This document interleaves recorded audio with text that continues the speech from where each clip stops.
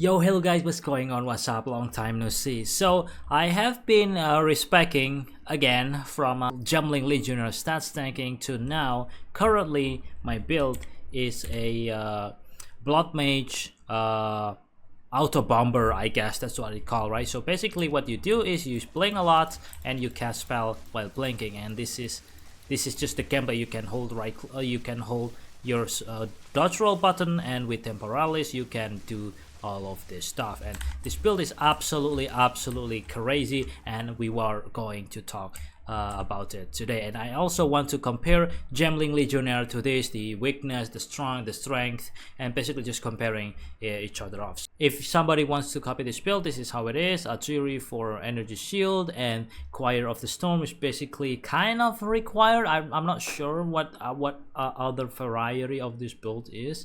And this Shrine Scepter is just for spirit, as much spirit as you can. Over here I have 379. And this is just basically just ring. I want with a cast speed. This is basically pretty bad shield, pretty bad ring, but I can't seems to get any other one. It has cold damage, lightning damage, cast speed, and intelligence, basically just for stat requirements, because the stat requirements is quite high in here.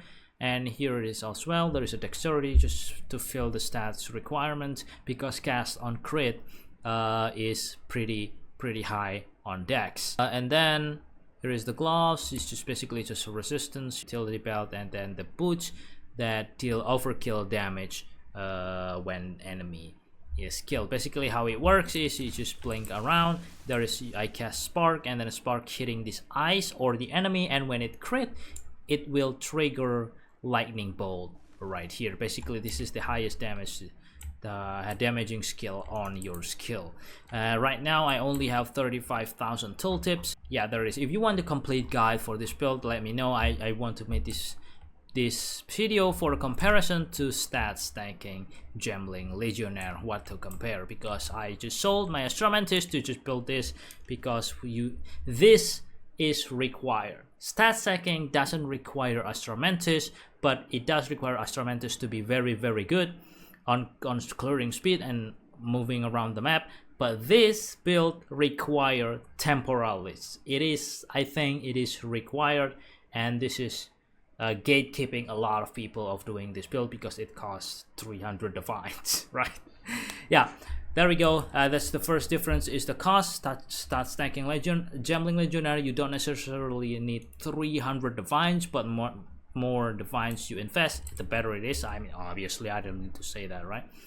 And there it is. And why I want to do this build is because I saw the other day that FubGun, I have been wanting to do this build for a long time, right? But I don't know if it's still viable or not. And then I saw the other day that FubGun is doing this build, and it's pretty good. So here we are, I am speccing back into it. However, I want to remind everybody that I don't know, there is something bug probably that cast on dodge is with blink is generating 10 times as more, and I take my word as with a grain of salt. Okay? I don't know what I'm talking about. Okay, I just heard from people. I'm just gonna take their word for it, because I don't really know, and I don't want to find. I don't want to know to find out. Right? I just know that it works. It works pretty great. If it's got nerfed, then I'm completely fucked. But it is what it is. Yeah. Anyway. And my tooltip here is only 37,000. If you want to see FubGun, I don't know how the fuck he does it, but he do this setup over here without a 1. He does rarity, and his tooltip is 120,000. I have no idea how he got that high, but yeah. I know that this is, you know, not the end result, because technically you have other stuff. For example, if I'm blinking around, it's increasing this, but it is a good baseline, okay, to rely your damage on this tooltip. It is very good baseline. You just can't ignore this. Okay, this is important as well for a baseline.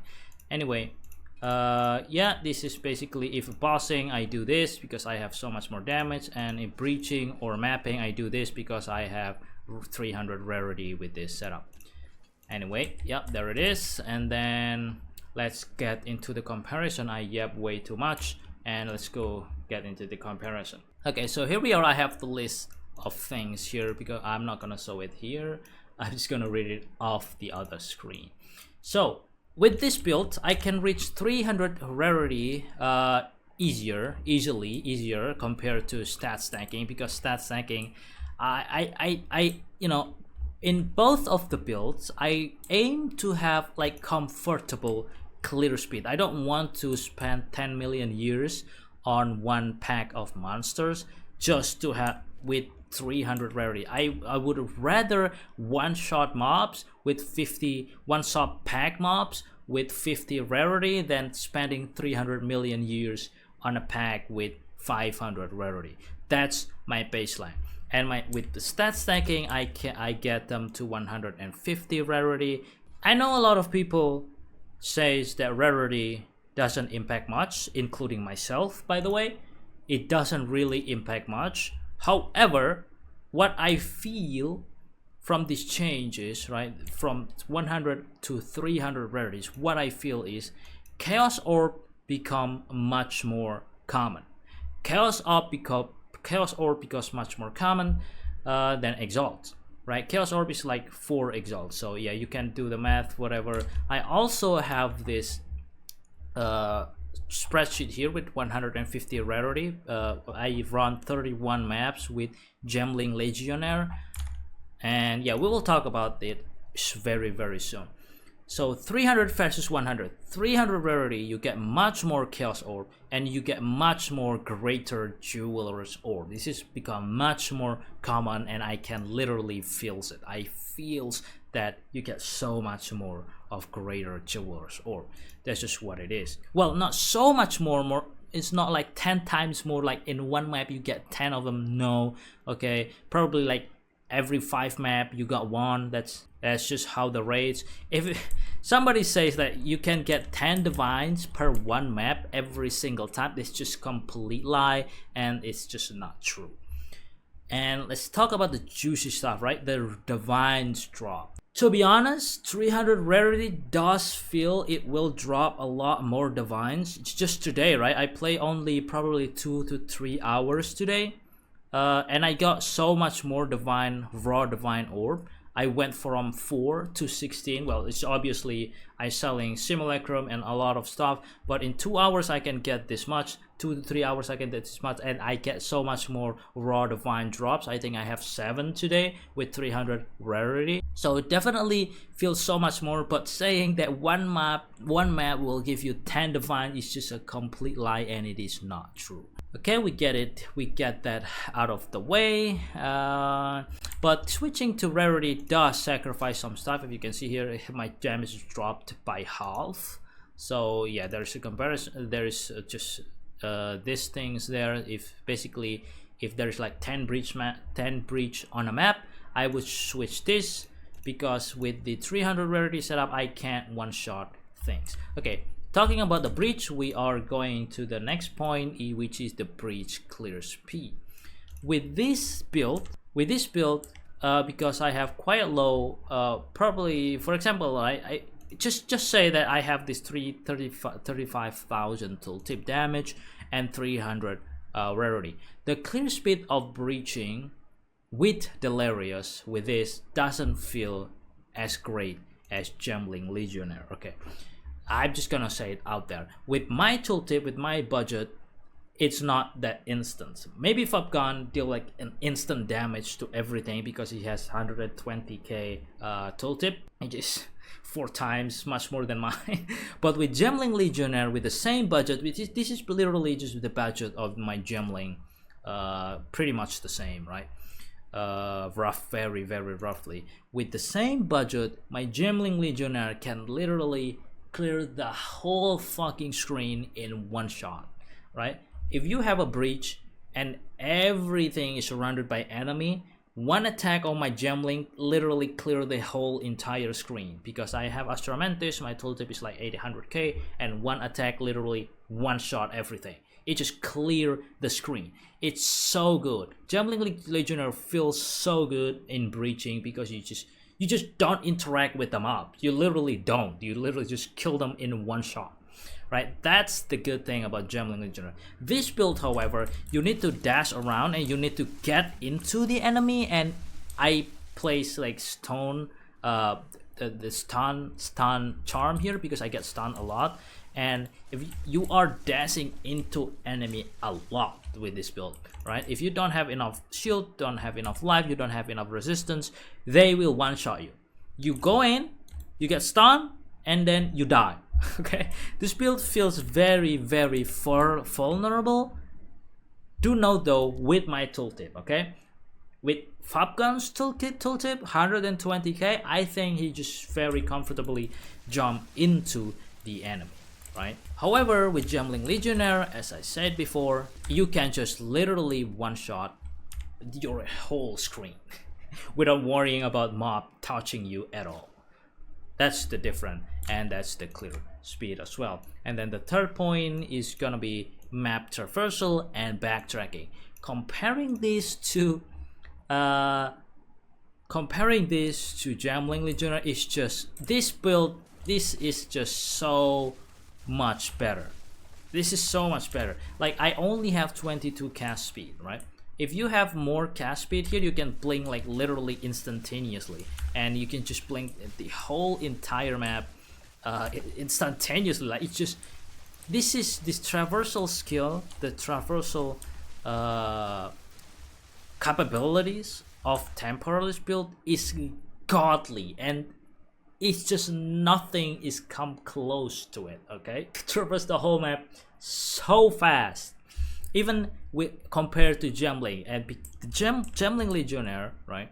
Gambling Legionnaire, it sucks. It feels sucks to traverse the map because one pixel stands in your way and you will get stuck. And it is very annoying, and it happens very often. Just remember, I have the build, I played the build, so I'm not talking out of my ass. I am talking from my experience.